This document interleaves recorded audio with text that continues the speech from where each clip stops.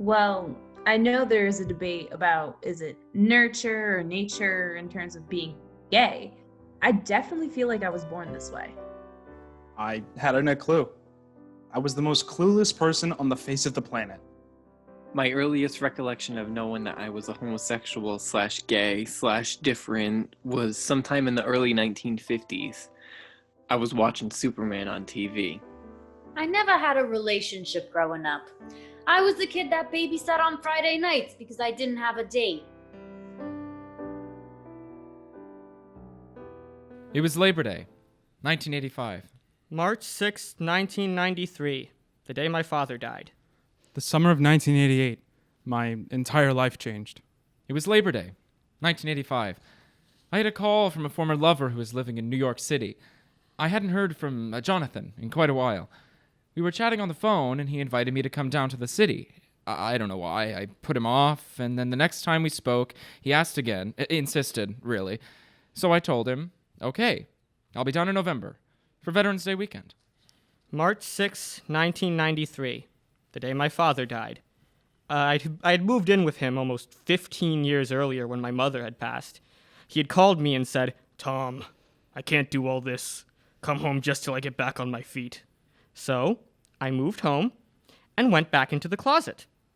Even after all that time living together, he'd say, "I can't deal with your lifestyle, Tom." Good, now here's what we're gonna do. There's some plays right now that I think you should see. And he starts to tell me about these plays that had gay characters in them, and they were all about AIDS. And I didn't really have a sense about AIDS in terms of how big it was, what it was all about. He'd monitor my phone calls. Some guy called. Who are all these guys calling you? I don't want them calling on my phone. Get your own phone. I moved in with him, lived with him because I loved him. But I didn't like it. I couldn't be myself outside of the house for fear of embarrassing him. So, now that he's gone, I'm thinking, I'm now 46 years old. I've got to be myself. The summer of 1988, my entire life changed. My brother had been living and working in New York for a number of years. He had been a dancer, and later when he moved to the city, became a personal trainer to a lot of celebrities. So he had come home for the holidays about almost 2 years before, and I noticed he was thin. I mean, he's always been fit, but this time he was thin. So anyway, I'm thinking, all right, I'm taking the bus to New York to see a bunch of plays. I've never taken the bus, and I hadn't been to the theater in years, but I go. And Jonathan picks me up at the Port Authority, and we go back to his apartment, and he starts talking to me about AIDS. So I still wasn't sure where this was going, so I said to him, "Jonathan, so do you know people who have AIDS?" And he starts to reel off all these names. I mean, it wasn't just one or two. It was like one after another after another. He was up to about 24 before he took a breath. I thought, holy shit, this is way bigger than I thought. So I drive down to Provincetown and buy myself a rainbow flag and put it up on the front of the house that my father left me. The neighbor next door said to me, "It's about time you came out." I have the house to myself, the mortgage is paid, and I'm drinking heavily because I lost my father. I had no one to talk to. But those were also my salad days. Drinking, going to the bars, going to the rest areas, going to the bathhouses, living large. The next day, I went with him to an AA meeting in the city, and during the meeting, I randomly started chatting with a guy who was there and next to me, and I explained how I came to be there, and he said, "I remember the first person I knew who had AIDS. He was a model named Joe." "Joe who?" "Joe McDonald. Did you know him?" Oh my God, did I know him? I had hired him when I had worked years ago for a GQ photo shoot we had done in Haiti, and I'd gotten to know him pretty well. Joe had become the first person I knew who had died. The day had only just begun. I was living with my second partner at the time, and Freddie, my brother, came home with his friend. So they were staying with me, and during that visit, Walter came up to me and said, "So how long have you been with David?" "I'm with your brother." "You mean with? Yeah, so how long have you and David been together?" "How did you know?" "You guys are so closeted. It's like it's nailed shut. We can see it." I guess we were the only ones who didn't. That night, Jonathan had gotten me a ticket for As Is. He wasn't going. I was going alone. So I took the subway up from Chelsea to Broadway and went to the play. It was 20 minutes after the curtain came down that I finally stopped crying. I think I was the only one left in the theater. Sunday night, we went to see The Normal Heart together. It was written by Larry Kramer. I remember the theater was in the round, and on the walls for the production, all around the audience, were the names of people who had died, covered with the names of people who had died from AIDS. I started looking for the names of people I knew. I mean, up to that point, I had never even read obituaries, and here I was. After the play, I started to feel really angry. Real anger. I get back to Rhode Island on Monday, and Tuesday night, an old college friend who was my astrologer when I lived in the city, remember, this was coming out of the 1970s and all this new age stuff, he called me and told me about an old roommate of mine. You know about Noel, don't you? And I said, no. And he said, well, he passed away. Noel. He had been a health food nut, a real health food nut. So now I began thinking about the people I hadn't connected with in a really long time. So I start calling around, and it was on the next night, after talking with my astrologer friend, that I called one of my old lovers. We had been partners for a long time. He was my first. He was living in Houston with his new partner. So I called him, and right away, I could sense, I could feel that something wasn't right. There was something in his voice. And he said that just yesterday, he got the news. He had been diagnosed with AIDS. My father had decided to retire that year, the summer of 1988. It was early June. The job he had came with a house, the house I grew up in, but now that they were moving, he and my mom decided that they didn't want to buy a house, just live in an apartment. So I called my brother and said, you've got to come up and help me move them. They're not getting a moving company, and the two of us can do it in a day. I can't. I'm really busy right now. But I noticed something in his voice. All right, whatever, I'll take care of it, like I've always taken care of everything, I thought to myself. But later, after I'd helped them get settled, I started getting angry. I thought, it's just the two of us, you and me. When are you going to start helping out? They're getting old, and my father was suffering from emphysema because he had smoked his whole life and had only just stopped recently. Like I was saying, I'm having the time of my life. Living large, and it all comes to a crashing halt on November 29th, 1993. The day I was diagnosed with HIV. All right already. I started screaming to the universe. All right, I get the fucking message. So help me. What am I supposed to do with all this, huh? So the next day, I called Bob Hitt, and I told him what had been happening to me, and I said, I need to help. I need to get involved. What needs to be done? That was the beginning of RI Project AIDS. Office, money, and then the Buddy Project. It was a Saturday. It was the Saturday of... I'll never forget it. Every year it hits me like a brick. It was the Saturday of St. Mary's Feast, and that summer had been very busy at the salon. Walter, my brother's friend, phoned me early that morning and said, you've got to come to New York. You've got to get a flight and come down now. Walter, I'm not getting on a plane unless you tell me. Does he have AIDS? No, it's not that. He has cancer, and he just didn't want anyone to know. He can't face it, but you've got to come help me. He's on a lot of medication, and he almost burnt down the house. All right, I'll be down. I'll be there this afternoon. Just pick me up at the airport. So I cancel all my appointments and catch a flight to New York, and Walter picks me up at the airport, and we drive out to Long Island where they lived. Walter, why didn't you tell me? He swore me to secrecy. He said I couldn't tell anyone. Walter told me later that he had been like this for the past 6 months. It was full-blown AIDS, not just a little setback. Yes, he had cancer, rectal cancer, but it was always something else that you got sick from because of the AIDS. That morning, after Walter spoke to me and I told him to put Freddie on, and I told him that I was coming down. And he kept saying, no. And I said, look, I'm coming, that's it. Well, if you're coming, do me a favor. go to Onlyville and pick me up some hot weenies. A dozen all the way. Can you imagine what the plane smelled like with me and a dozen weenies?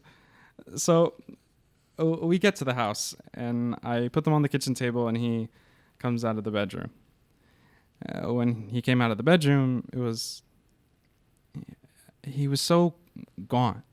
It was obvious that he had AIDS. I didn't say a word. I hugged him. Then I said, "You should have told me. For whatever reason you had to, which you did, that's fine. But I want you to know that I'm here, and I'm going to take you home, and I'm going to take care of you." And he starts to argue with me, and I tell him, "Look, there's not going to be any conversation about this. You'll come home, and I'll take care of you." I still break up after all this time, even though I'm fine with it now. The first person I tell is my sister, and you have to remember that this is the same year that my father died, and she starts crying. She's in a state of shock. I'm in a state of shock. She says to me, "I'm losing my whole family." I say to myself, I have to do something. I can't live the way I'm living. I have to say that Ronald Reagan is one of the few people on the planet, maybe the only person on the planet, that I can say I really hated and did until the day he died. I don't know if I could forgive him for what he did or didn't do during the early days of AIDS. I've tried to, because I know it's forgiving myself, I know all that shit, but it's still, now that he's dead, maybe it's going to be easier. But you know something? I hated him so much that 10 years of Alzheimer's was only a partial repayment for the pain and suffering he inflicted on the gay community in this country by refusing to act on, acknowledge, or assist in any way. It's all documented. Read "And the Band Played On." It's all there. Ronald Reagan and those around him deserved everything they ever got. I'll never forget the words that came out of his mouth. "I'll agree on one condition, that you don't tell Mom. She'll drive me crazy." And now what, how many years later, 22 years later, I know what he meant, because I took her in to live with me after my father died, and she's driving me crazy, so I'm glad I didn't tell her. The second hardest part was having to call my father. "Dad, you're going to have to come out here and pick us up. What's wrong, and don't lie to me.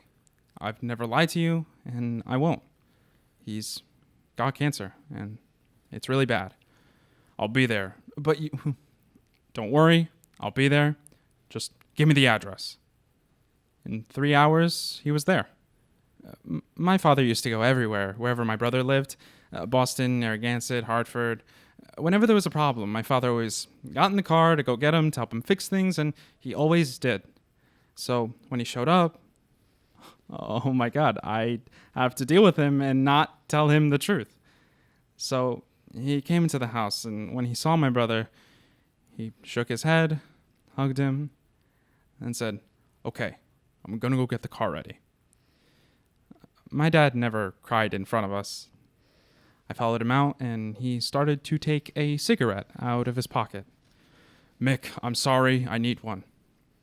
And that's how he started smoking again. So we took my brother home, back to my house, and when we got back, I had to call my mother, and she came over to see him. After a while, I said, "Look, you guys, why don't you go home? Let us get settled, and I'll call you in the morning." One of the first things I did at the project was start a support group. I learned more about life through helping these people deal with death than any single thing I had done or will ever do in my life. My former lover, Paul, from Houston, moved back to Rhode Island a year later, and he and his partner, Tony, both started coming to the support group. This man that I had loved, that I still loved, to see him each week living with this disease. He and Tony both. I put my head on the pillow that night. I'm thinking, this is a nightmare. I don't know what to do, who to call, what do I say? One thing I knew, though, it was back in the closet. Back in the closet for both of us. Back in the closet for the neighbors. I had to make excuses. I had to lie to live.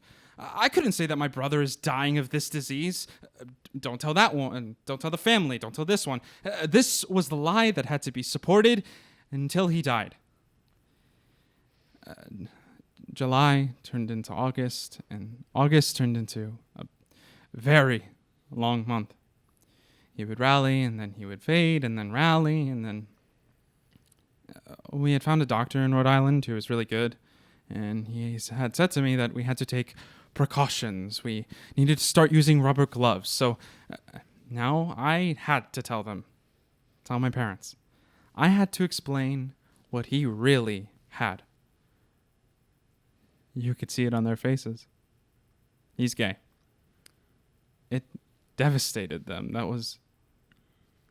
That's when it was sealed for me that I would never tell my parents I was gay. They'll never understand. Both of their sons, gay. Those last 3 weeks, a hospital bed in the living room, round the clock care. He died on October 1st. The day that Paul died, I got a call from Tony. It was a Sunday morning, and Tony said, it's close. Why don't you come down? And so I did. Me and my partner went over and spent the last hours of his life with Paul. And then Tony says to me, Ken, would you like to bathe him? And I did. Then after he had passed, I remember Tony. He was a big, strapping guy. I remember him carrying Paul's body, what was left of it, carrying him in his quilt through the house, out to the hearse.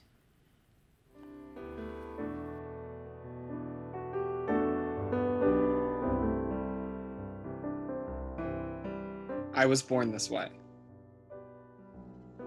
I came out of utero as a lesbian, May 3rd, 1951. They held it up. It's a lesbian. Anybody who comes up to you and asks if you're a lesbian or are you gay, I thought has got a lot of nerve. I didn't appreciate it. But now, if it's done in a different way, I would gladly say, yeah, I'm a lesbian. What of it? Who cares? I'm not in your pants, am I? I remember one time, we were on vacation in Hawaii. Stephen and me and Marilyn, his sister, and my brother-in-law, Manny. We're on our way to the airport in Honolulu to get on a plane to the Big Island, and we stop at the Bishop Museum of Hawaiian Culture. She was related to the last queen of Hawaii. Anyway. We're waiting around the museum shop till it opens, and I start chatting with the man behind the counter. He's in his 60s, and he notices my t-shirt and baseball cap. On them is printed one word: Provincetown.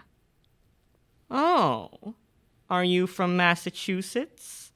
I'm surprised. 6,000 miles, one continent and one ocean away, and he knows where Provincetown is? No, but close. We're from Rhode Island. We go up to Provincetown quite a bit. It's at the end of Cape Cod. You know where... Oh, I know. My partner and I go every year for several weeks in the summer. Double surprise. I tell him we're on vacation, no surprise there, and we're headed over to the Big Island after a few days in Honolulu.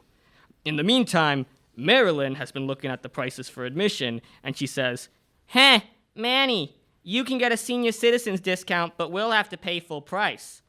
The man asks, are you all going in? And I say, yeah. Well, I have something better than a senior citizen discount. I'm going to give you all a Friends of Dorothy discount. Marilyn and Manny have no idea what a Friends of Dorothy discount is. The man and I begin to laugh. Oh my God, you tell me. What are the chances? We're not in Kansas anymore. A few years ago, the Stonewall Democrats had their national meeting here prior to the Democratic National Convention. And they were looking for volunteers to help out at the meeting, give directions, provide rides, etc. So I end up doing registration. So I decide to wear a t-shirt I had. It says, "Hello, I'm queer." I thought, if I can't wear it there, where can I? Later around noontime, they asked several of us to go out and carry signs, directing the attendees over to Westminster Street for lunch. I don't remember where. After a while, I realize, wait, here I am, standing on the corner where Tony the Cop does his dancing, in the center of downtown Providence at noontime on a Saturday, and I'm wearing a Hello, I'm Queer t-shirt, and not a peep out of anyone. And I thought, Ken, you've come a long way. And the city has come a long way. I mean, I'm standing only a few blocks away from a bar I used to go to called the Kubla Khan. And before you left the bar, you had to check to make sure it was safe to go outside, that nobody was hanging around who could see you or attack you. And now, broad daylight, safe on the streets of Providence. I've been out for more than 50% of my life. As a teenager, I didn't act on my feelings. I held everything inside. It wasn't safe. But I remember, as a kid, the stage production of Peter Pan was videotaped and they showed it on television. I remember watching this thing. It was such an emotional, seminal moment for me because here I was looking at the thing that was inside of me, which was a female pretending to be a male, or not even pretending. Mary Martin was Peter Pan, who was a boy, and that whole thing with Wendy, that sexual tension, it was there. It was all there. It was an aha moment. I couldn't identify it till I was older, till I finally came out. For me, I saw something in the world, something that I was experiencing inside myself that I couldn't talk about, that I didn't see anywhere else. But here it is. It was fabulous. And she was flying. I'm 53 now, and I still have to watch what I say because of my business. Let me give you an example. Last week, I had someone in my chair, and out of the blue, she says, "He's such a fag." I'm stunned. Who? Cicely. And she goes on, complaining about him, and I'm thinking, why can't I just say, fuck you? I'm a human being. Why do you think you can have an opinion of me when I don't have one about you? Now, I'm mad. I'm pissed. I want to scream about it. Before, with my brother, it wasn't my time then. But maybe now is my time. I want to be me now. After that Stonewall event, I went over to the Stop and Shop near my house on Atwood Avenue and walked up and down every aisle. I didn't realize I was still wearing that shirt until I got home. No nasty vibes, nothing. I thought, holy shit. Downtown is one thing. Suburban Cranston? Wow, doesn't that bring it all full circle? You know, the coming out process. If I had thought about it, I wouldn't have worn that shirt. But there it was. Another instance of my continuing coming out. It's funny. I don't think you're ever there. It's lifelong. You keep finding it even when you're not looking for it. I laughed at myself. All right. I hope that 40 years from now, 50 years from now, the younger people growing up gay, that they'll look back at this and they'll say, this is who our ancestors were. This is what they were like.